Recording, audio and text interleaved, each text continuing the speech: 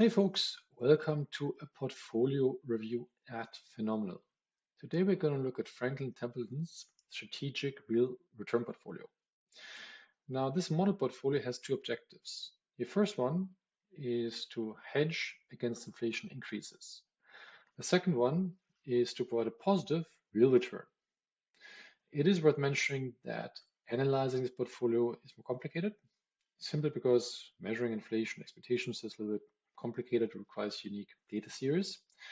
But let's start simply by looking at the underlying holdings. So we do see the largest allocation is to a Western asset inflation index plus bond fund with a 41% allocation.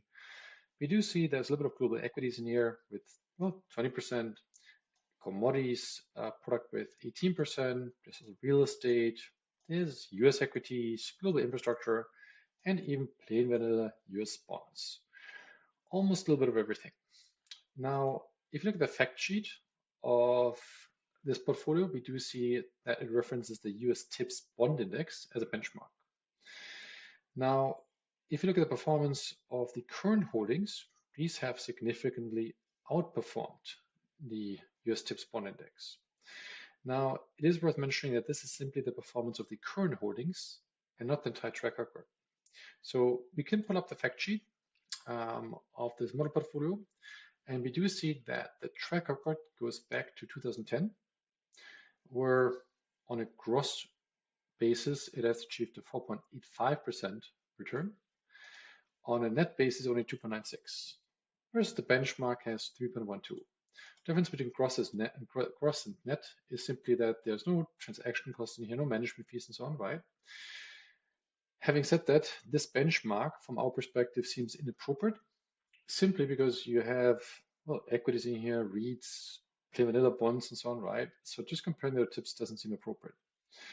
Now, we constructed a custom benchmark that simply equally weights to asset classes that are generally considered as inflation hedges, and these are tips, REITs, commodities, and gold. And as mentioned, equal weighting, right? So let's see how that stacks up versus the Franklin Templeton portfolio.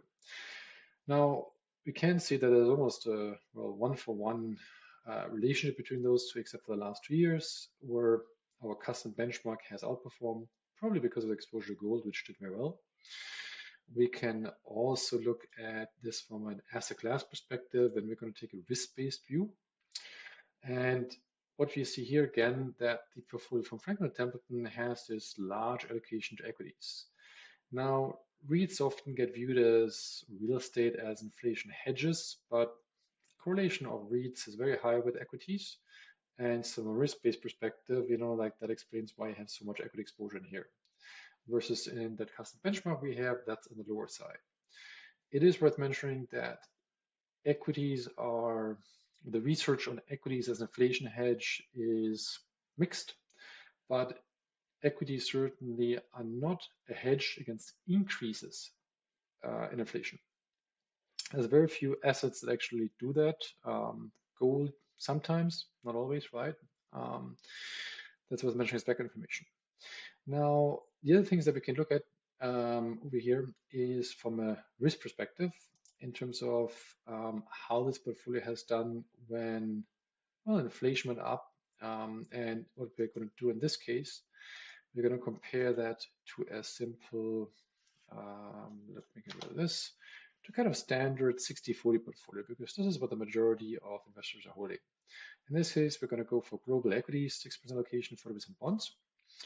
And we do know that inflation spiked in 2002.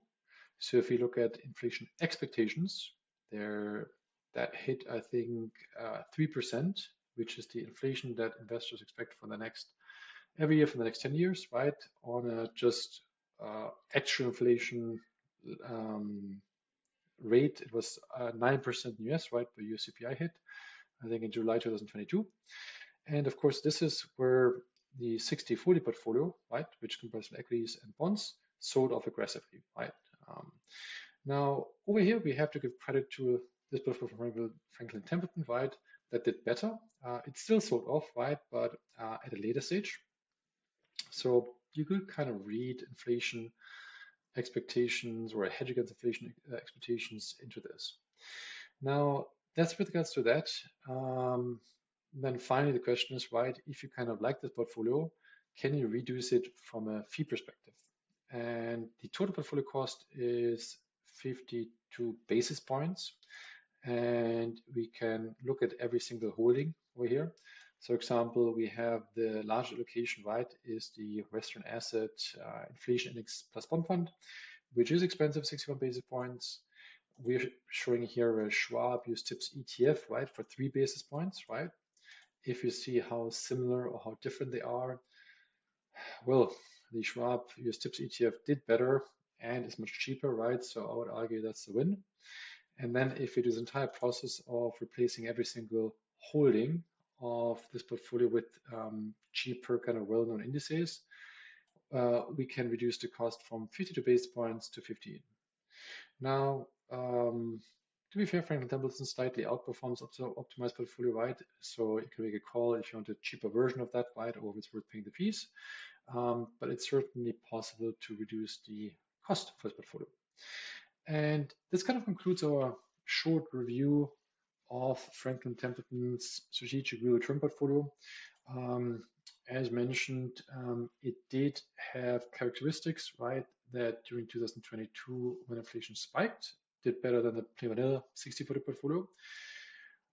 But from our perspective, there's way too much equities in this portfolio, and equities doesn't have any inflation hedging characteristics. Hope that helps. Have a nice day.